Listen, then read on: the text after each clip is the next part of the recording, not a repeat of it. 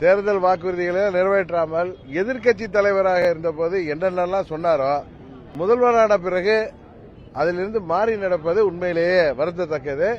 இந்த ஆட்சி வெறும் வெற்றி விளம்பரங்கள்ல தான் ஓடிட்டு இருக்கு. உறுதியாக இந்த ஆட்சி வீழ்த்தப்படும் என்பதுதான் உறுதி. நீங்க அவங்கள்ட்ட கேளுங்க. பேர்ட்ட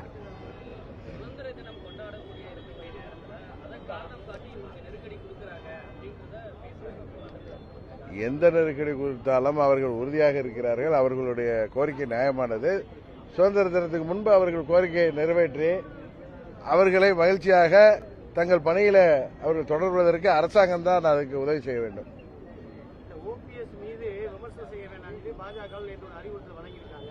மீண்டும் ஓபிஎஸ் என்டிஏ கூட்டணிக்கு வரதுக்கான வாய்ப்பு இருக்குதா? நீங்க தான் அதுதான் சமாதான பேச்சுவார்த்தை முன்னெடுத்தீங்க. ஓபிஎஸ் அவர்களும் நானும் தேவை ஏற்படும் போது பேசிக் கொள்வோம். அவரை டெல்லியில் உள்ள பாஜக தலைவர்கள் தான் அவரை சமாதானப்படுத்தி மீண்டும் எங்கள் கூட்டணிக்கு கொண்டு வர வேண்டும். உறுதியாக நம்புகிறேன்.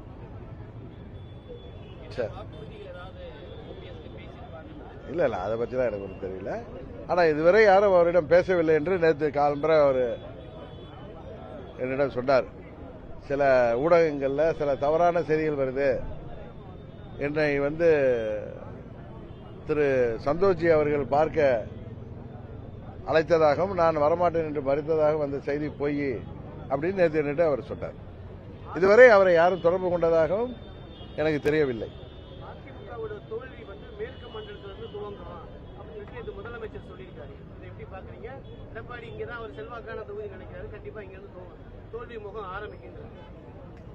யாருக்கு தோல்வி முகம் என்பதை 26 மே மாதம் வந்தா மக்கள் தீர்மானிப்பாங்க. அது வரைக்கும் பொறுத்திருப்போம்.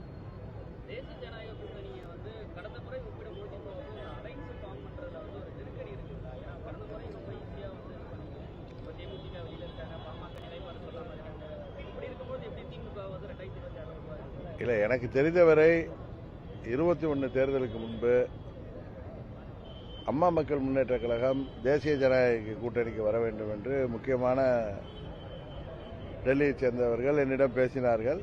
திமுகவை வீழ்த்த வேண்டும் என்கிற ஒரே நோக்கத்தோடு நாங்கள் அதற்கு ஒத்துழைப்பு கொடுத்தேன் என்பது உங்களுக்கு தெரியும். அந்த முயற்சி தோல்வி அடைந்தது. இப்பொழுது மத்திய உள்துறை அமைச்சர் அமித்ஷா அவர்கள் பல்வேறு முயற்சிகளை மேற்கொண்டு வருகிறார். டிசம்பர் மாதம் வரை பொறுத்திருங்கள், எல்லாம் சரியா வரும்னு நினைக்கிறேன்.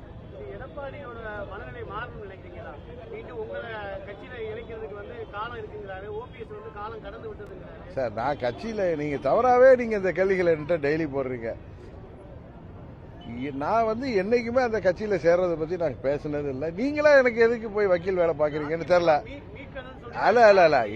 இல்ல அதிமுக மீட்பது என்பது வேறு, அதிமுக போய் இணைவது என்பது வேறு. ரெண்டுக்கும் உங்களுக்கு தாய்மொழி தமிழ்ல வித்தியாசம் தெரியாதா? நாங்கள் தேசிய ஜனநாயக கூட்டணியில இணைந்ததே திமுகவை வீழ்த்த வேண்டும் என்பதற்கு தான். அதனால அம்மாவின் தொண்டர்கள் எந்த கட்சியா இருந்தாலும் ஓர் அணியில திரளுங்கிறது தான் எங்களது எண்ணம். அதற்கு ஒத்து வரவில்லை என்றால் அதுக்கு மாற்று முயற்சிகளை நாங்கள் உறுதியாக செய்வோம்.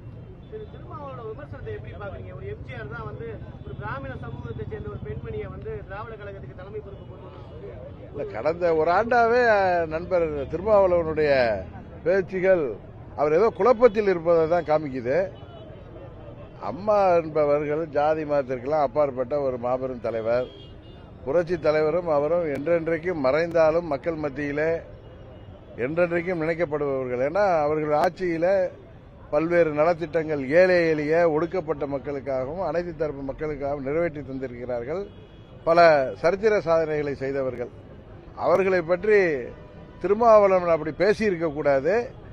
ஆனால் அவரே நான் பேசியது தவறாக புரிந்து கொள்ளப்பட்டு விட்டது என்றிருக்கிறார். புரிந்து கொள்ளப்படவில்லை, அவர் ஏதோ தவறாக பேசிவிட்டு அப்புறம் தன்னை திருந்தி இருக்கிறார் நினைக்கிறேன்.